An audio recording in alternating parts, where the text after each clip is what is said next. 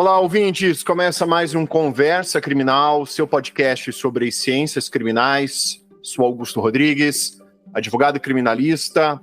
Sou José Flávio Ferrari, professor de Direito de Execução Penal, advogado criminalista. Sou Caio Domingues, advogado criminalista e professor de processo penal. Muito bem, ouvintes. Hoje viemos aqui com a presença do Zé Flávio Ferrari, do Caio Domingues, participantes corriqueiros aqui do nosso programa, e viemos falar sobre uma obra jurídica que ambos produziram, que é a Criminologia e Seletividade da Política Criminal no Brasil. Uma obra que traz uma coletânea de artigos com vários autores. E já lanço aqui a primeira pergunta para os nossos convidados. Como surgiu a ideia dessa obra? A que se propõe essa obra que vocês acabaram de lançar? Bom, obrigado, meu amigo, pelo convite de novo, por estar aqui. Eu acho que deve ser a quarta ou quinta vez que eu participo do Criminal Podcast. Então eu agradeço mais uma vez o convite. Eu e o professor José Flávio Ferrari, para hoje falar do nosso livrinho Criminologia e Seletividade da Política Criminal no Brasil. Isso aqui é uma ideia que a gente teve, o Zé pode me corrigir, mas eu acho que foi em 2022. Faz bastante tempo. A gente queria unir pessoas que pensam como a gente, de uma forma crítica com a política criminal, e tentar abranger as áreas gerais, direito penal, processo penal, execução penal, trazer como uma visão crítica mesmo disso, aliado à criminologia. E aí, lá em 2022, a gente soltou um edital, a gente nem sabia a editora que a gente ia publicar ainda, mas para receber esses artigos, e aí a gente teve a grata satisfação, de receber pouco mais de 15, 20 sugestões de artigos. A gente acabou selecionando para publicar nessa obra coletiva, e aí, no final das contas, quem topou fazer isso foi a EMAIS Editora, e no final das contas foi uma cereja do bolo, Zé? Porque quem aceitou escrever o prefácio foi o desembargador Marcelo Semer, muito conhecido, escreveu Sentenciando o Tráfico, é desembargador no TJ de São Paulo, na 13ª Câmara Criminal, e eu acho que a cereja do bolo desse livro foi ele ter aceito, ter topado fazer o prefácio disso.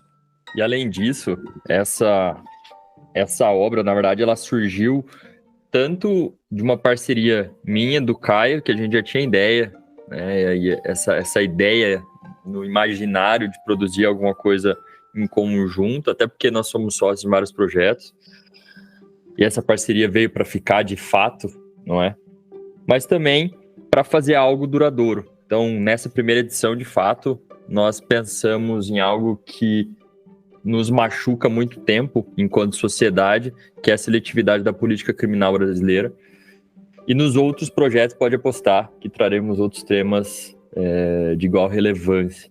Mas falando especificamente dessa obra, que de fato, e como o Caio apontou, nós tivemos a sorte de sermos abrilhantados com um prefácio muito bem redigido e extremamente crítico do professor Marcelo Semer, que vem dar aquele pontapé inicial para tudo que a gente vai discorrer, nós e os outros autores, durante toda a obra, que é, de fato, aquele alvo nas costas de uma única, de uma pessoa em específica, de um grupo de pessoas em específico, que suporta esse tipo de punição penal e persecução penal. Além disso, depois a gente vai eventualmente tratar de alguns temas aqui, acredito que o Caio vai querer falar de alguns, inclusive, mas o legal dessa obra é que não ficou somente naquilo que a gente já tem muito produzido, sabe? Não é só sobre a seletividade penal, não é só sobre uma crítica do Estado que pune o preto, pobre, periférico. Não ficou só nisso. Nós trouxemos também, e os autores tiveram a grande maestria de trazer uma perspectiva crítica sobre a criminalização econômica, também na execução penal, os decretos do presidente Bolsonaro. Além disso, falamos também especificamente sobre a violência de gênero, os crimes empresariais, crimes sexuais e drogas também, e outras tantas, com certeza. Superencarceramento, né? Enfim, eu acho que esse livro, que foi dividido em 3 partes, tá? Direito penal, processo penal e execução penal, tem participações dos autores explicando, cada um do seu ponto de vista, onde que o Estado erra, sobretudo na punição de algumas determinadas pessoas. Ali na obra, como o José Flávio mencionou, ela é dividida em 3 partes, né, entre direito penal, processo penal e execução penal, e dentro de cada disciplina, matéria mencionada, há uma variedade de artigos, cada um produzido, né, escrito por um autor. Os próprios convidados aqui também são autores, né, de artigos dentro dessa obra. E, então, se puderem também falar um pouco do artigo que vocês escreveram, que consta aí na obra. O teu, Zé, é relacionado à execução penal, né, que é a área que você milita, correto? Perfeitamente, meu amigo. E, de fato, eu busquei trazer uma perspectiva realmente crítica a respeito dos decretos de indulto e comutação do ex-presidente Bolsonaro. O texto, ele se intitula Indulto aos amigos e eleitores, tratamento anti-isonômico dos decretos do ex-presidente Bolsonaro. Isso porque, desde quando ele se candidatou à presidência da República, ele dizia que jamais iria dispor sobre indulto e comutação, porque, afinal, ele é aquele severo algoz que busca punir todos de forma indiscriminada. Só que a gente viu que não foi bem assim que aconteceu, não é mesmo? Ele dispôs de indulto e comutação nos anos de 2019, 20 e 21, exclusivamente ao seu público eleitoreiro, agente de segurança pública, e, enfim, selecionando esse grupo de pessoas para serem acobertadas pelo indulto do presidente da República.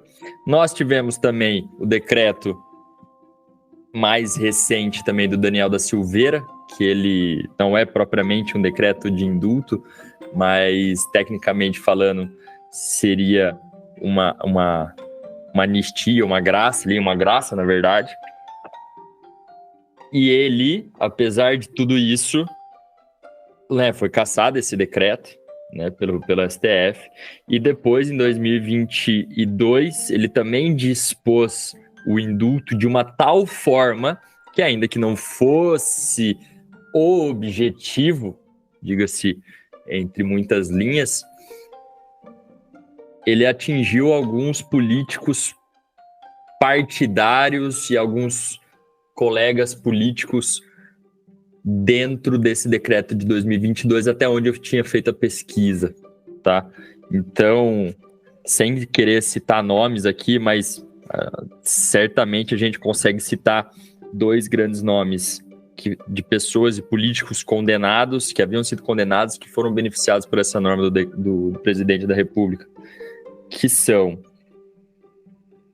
o Celso Alencar Ramos Jacob, tem indicativo de que também se relacionava, né, com o ex-presidente Bolsonaro, e o Paulo Maluf, né, do Partido Progressista, também aliado do partido do ex-presidente Bolsonaro. Então, a crítica que eu quero deixar é a seguinte: os rigores da lei para aqueles que não são meus aliados e os benefícios de todas elas para os meus aliados. É isso que ele fez, é isso que ele desde sempre exerceu enquanto no exercício do mandato presidencial. Então, a princípio é isso. De fato, trazendo uma perspectiva completamente anti-isonômica, punindo cada vez mais aqueles mais pobres e beneficiando cada vez mais aqueles mais ricos e já detentores de poder. Caio, você também fez ali escreveu, né, um artigo, né, para essa coletânea, e sobre um tema que é muito caro para você, que é o habeas corpus, certo? Você pode também expor a respeito desse teu artigo? Que novidade, né? O Zé escrevendo um artigo sobre execução penal e eu escrevendo um artigo sobre habeas corpus. São as duas áreas que a gente mais gosta, né? O Zé, apelidado é Mago da Execução Penal, e eu gosto muito de habeas corpus. Inclusive, um mês antes de publicar esse livro, foi publicado o meu livro de habeas corpus, né? Então eu acabei também contribuindo nessa obra coletiva. São 12 artigos, um deles é meu, o outro é do Zé com a Paula, né? E acabei escrevendo sobre uma coisa que eu defendo muito, né? O HC, hoje em dia, ele é um dos instrumentos mais eficazes para corrigir constrangimentos ilegais, né? E como a gente lida nesse livro, na perspectiva crítica, né? Que o Zé estava falando no início, de uma criminalização secundária, da política criminal selecionar, né, os PPPs, pretos, pobres, periféricos.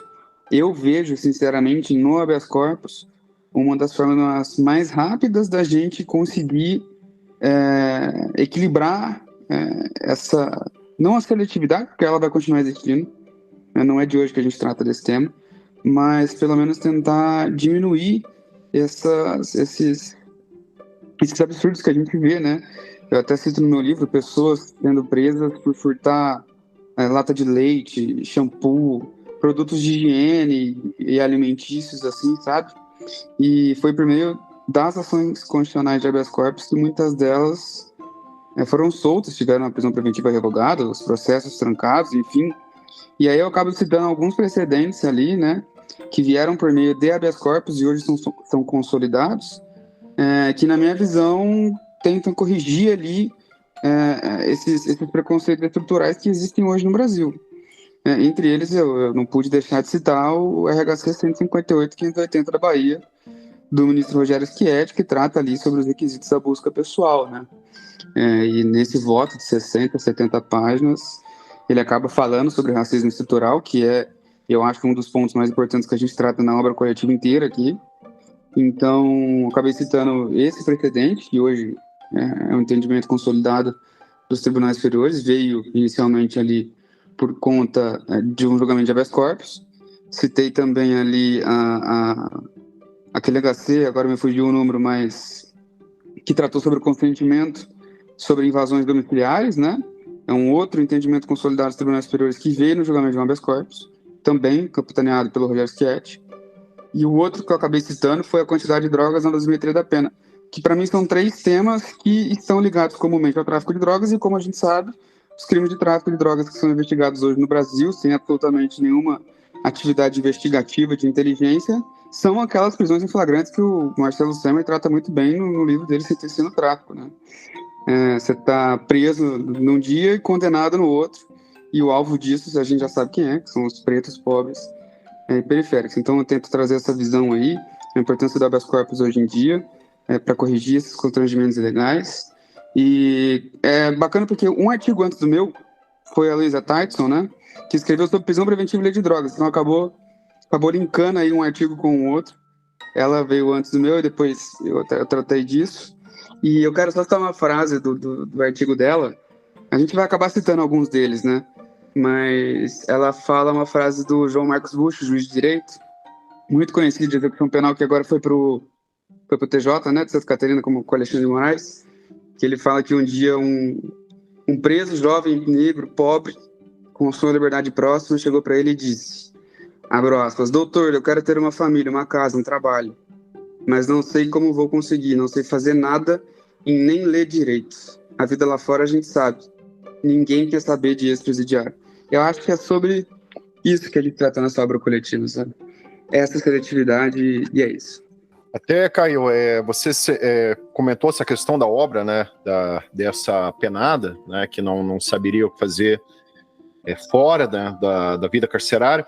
Me lembrou até uma vez em que eu, pelo Conselho da Comunidade, fui fazer uma vistoria na penitenciária feminina aqui do estado do Paraná, e em conversa com uma policial penal, ela estava mencionando, né, esse problema das egressas. Ela mencionou que numa conversa, né, da egressa, acho que ela já tinha saído da unidade, de alguma forma elas mantiveram contato, e ela mencionou que ela não sabia o que fazer aqui fora, porque ninguém queria saber de ex-presidiário.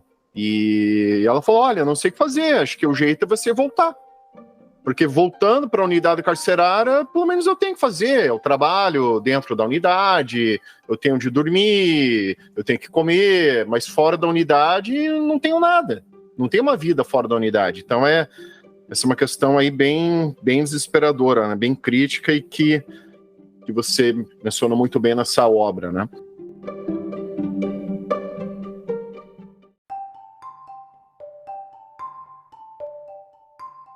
Sobre essa última parte que tu comentou, Augusto, Caio, pegando o link do Caio ali também, esse é o efeito criminógeno, né? O Estado, as pessoas, e aqui parafraseando Zaffaroni, as pessoas reinserem-se ou ressocializam-se à sociedade apesar do cárcere, não em função dele.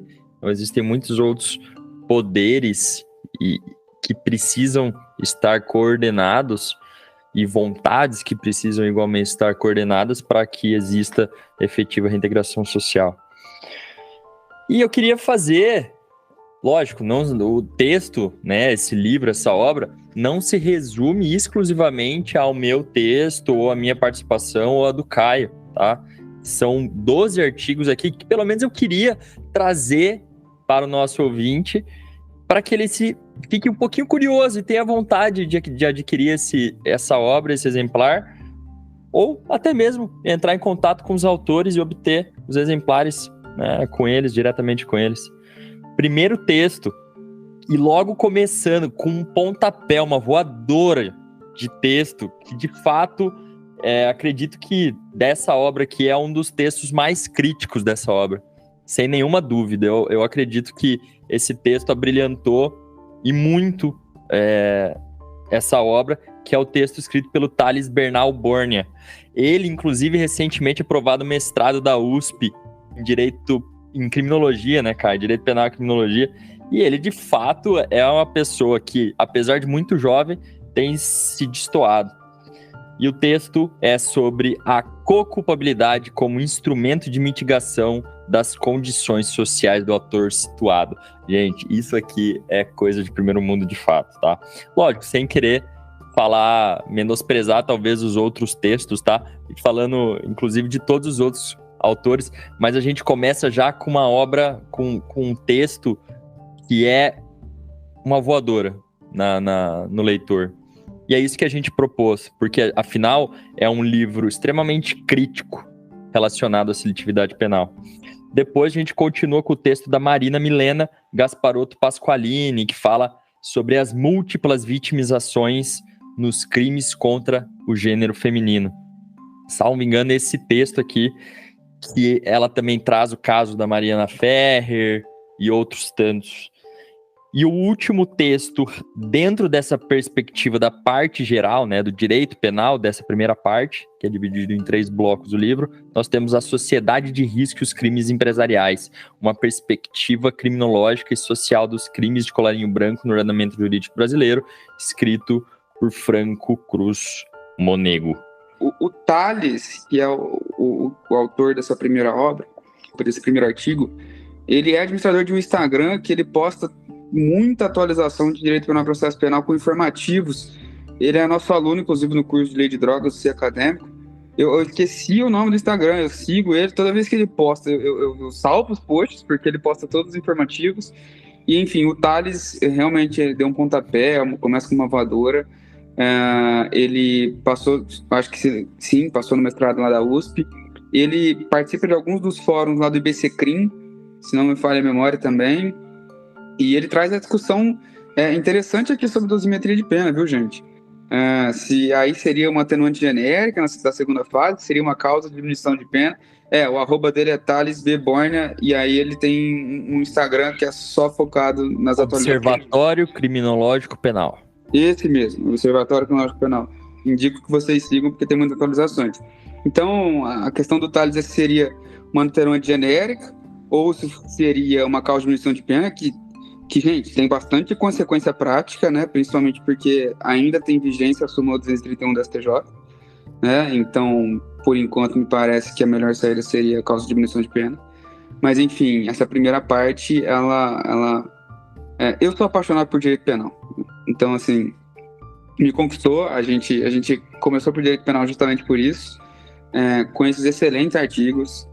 Antes da gente chegar na parte 2, né, que eu já posso introduzir aqui, que seria a parte que eu contribuí com o meu artigo de HC, a gente já comentou sobre isso de forma um pouco rápida. E aí vem um texto que eu acho extremamente importante, que chama Aqueles que Não Reconhecem, né? Um estudo sobre o reconhecimento de pessoas e racismo estrutural no Brasil, da Fabiana Amaral. Fabiana Amaral também é uma advogada do Rio Grande do Sul que posta muitos conteúdos nas redes sociais, está postando muita coisa também sobre violência de gênero. E aqui ela fala sobre o artigo 226 do Código de Processo Penal, né? Ela traz uma evolução jurisprudencial do artigo 226, trata daquele HC que também é do Rogério Schietti. Parece que toda evolução jurisprudencial humanista vem de algum HC de relatoria dele, né? Que inclusive era um caso interessante, gente. Era um caso em que o reconhecimento tinha sido feito errado de uma pessoa que tinha 1,60 m e a outra tinha 1,90 m. Se vocês forem ler aquele HC, é que eu sou curioso. Quando tem alguma coisa assim, eu leio a decisão inteira. A Defensoria Pública colocou na inicial uma foto do Messi e uma foto do Ibrahimovic. Bom, o Messi tem 1,60 m, o Ibrahimovic, o atacante sueco, tem 1,90 m. É isso que fez com que esse caso que chegou no STJ, que fez o Tribunal da Cidadania rever o seu posicionamento sobre 226. Depois disso veio algumas evoluções jurisprudenciais, com outro HC do Schietti, e aí depois um do Supremo com o HC do Gilmar Mendes, e ela trata sobre essa evolução jurisprudencial, sobre reconhecimento por foto, falsa memória, enfim. Vem o artigo da Letícia e da Júlia, né? Duas colegas minhas que falam sobre violência institucional nos crimes sexuais, a recomendação 128 do CNJ, e a Lei 13.431 de 2017. Letícia, ela participa do Mind Jus. Ela é uma pessoa que sempre foi muito, muito ativa na faculdade, formou um ano depois de mim, e é extremamente inteligente e competente. Depois vem o da Luísa Tadson, que eu falei, né, prisões preventivas, lei de drogas, e o meu, antes de chegar na parte do Zé, que é o que o Zé gosta, que é execução penal. Nessa última parte, que fala especificamente sobre execução penal, nós temos um texto escrito pelo Matheus Batista e Wilson Pereira sobre o princípio da less eligibility, em contraste com a função ressocializadora da pena no Brasil. Esse texto aqui, de fato, é muito bom, tá? E ele traz esse princípio da less eligibility a partir também de texto do professor Patrick Acedo. Então, sem nenhuma dúvida, tem muito a agregar. Depois, nós temos hiperencarceramento e superpopulação carcerária. A população prisional tem identidade? Todos nós sabemos que sim, só que ela traz alguns dados aqui de fato maravilhosos, que é um excelente conteúdo de pesquisa. A doutora Paula Martins Cassola. Finalmente, nós temos um trabalho muito específico sobre o estado do Mato Grosso do Sul, tratando sobre o trabalho externo, mas que é uma referência para outros estados também, essa tratativa que dá e esse olhar aguçado do Lucas Matheus Valdez. Afinal, ele vive isso na prática lá e as soluções são de fato reais apresentadas. Nós temos o texto do Arthur Batista Souza, Neoliberalismo e Gestão da Ressocialização, um estudo crítico. E, finalmente, o meu texto, junto com a Paula Bico, que é colega de Curitiba, eu já conheço há alguns anos, também estuda execução penal com muito cuidado, necessariamente que tem que ser, sobre o indulto do decreto, né, do ex-presidente Bolsonaro, indulto aos amigos e eleitores, tratamento anti-isonômico dos decretos do ex-presidente Bolsonaro. E com isso, a gente encerra esse livro, essa apresentação, né, sobre as perspectivas da criminologia e seletividade da política criminal no Brasil em seus vieses de direito penal, processo penal e execução penal. E, pessoal, venhamos e convenhamos também, a arte da capa está maravilhosa. A Laura mandou bem pra caramba, daí mais. É um livro muito bom. Uma coisa que eu ia comentar, que nessa última parte a gente viu, como o Zé falou, um estudo regionalizado, né? Eu acho que isso é uma coisa que a gente vai buscar e quando a gente abrir o edital da segunda edição, viu? Porque é óbvio que os artigos gerais de problemas gerais são muito bons e, assim, esse tema, criminologia e seletividade, a gente pode produzir 50 edições que vai ter conteúdo para 50 edições, mas essa pesquisa regionalizada do TJ do Mato Grosso do Sul eu achei bem legal também. E vai ser bacana para quem for desse estado aí para ler esse artigo também. A gente espera que venda, que dê resultado e que em breve a gente vai lançar o edital da segunda edição, né, Zé? Enfim, vamos ver. Espero que crie asas. Para o nosso ouvinte, a capa que eles mencionaram é um moedor de carne. Exatamente. E na hora que eles mandaram, eu falei assim... É essa, não vou nem perguntar pro Zé. É essa. Pode me mandar fazer.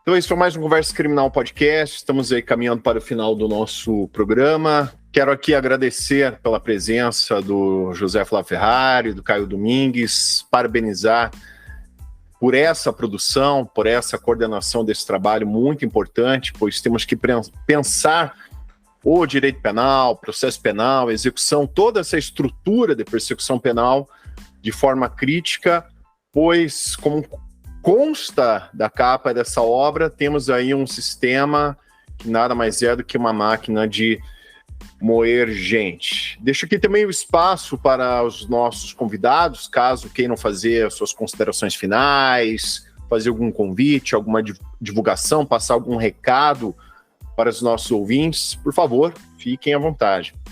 Meu amigo, eu agradeço o convite para a gente estar participando aqui mais uma vez. Você sempre ajudando a gente nas divulgações dos nossos livros, a gente tem os nossos cursos também, a gente está sempre aqui também tentando ajudar o ouvinte de vocês, né, trazer o seu ouvinte, trazendo reflexões críticas sobre os mais variados assuntos, né, então eu agradeço a oportunidade. Eu peço que vocês sigam o Puxando Pena e Descriminalize no Instagram, porque em breve a gente vai publicar o edital da segunda edição e vai ser por lá, né, a gente publica por lá, então se vocês tiverem interesse em ser coautores da próxima edição desse livro, então siga lá, porque a gente em breve vai publicar o edital da segunda edição. É isso, agradeço a oportunidade, agora passo a palavra para o Zé. Valeu, Augusto, muito obrigado, sempre um prazer imenso estar aqui na tua companhia, discutindo criticamente o sistema de política criminal, sobretudo a execução penal como um todo, via de regra, é por isso que eu estou aqui. Caio, meu irmão, muito obrigado também pela coorganização desse livro, de fato fico muito feliz nessa parceria. Convido, tá, além de seguir, né, o Descriminalize e Puxando Pena nas redes sociais, que se você se interessou um pouquinho mais sobre esse livro, tem vontade de adquirir uma obra, vou pedir para o Augusto colocar o link de aquisição da Amazon aqui na descrição desse episódio, para que você tenha acesso. Inclusive, é o mesmo link que a EMAIS, lá no site da EMAIS, vai te direcionar. Então, meu muito obrigado, Augusto. Meu muito obrigado, Caio. Vamos para cima. Então, como o José Flávio citou, o link para a aquisição dessa obra vai constar na descrição desse episódio. Agradeço a você, ouvinte, que nos acompanhou até esse momento e te peço uma gentileza. Se você conhece alguém que possa se interessar por esse conteúdo, por favor, nos ajude compartilhando esse episódio, pois assim vamos propagando o conhecimento. Esse foi mais um Conversa Criminal Podcast. Até a próxima e um grande abraço.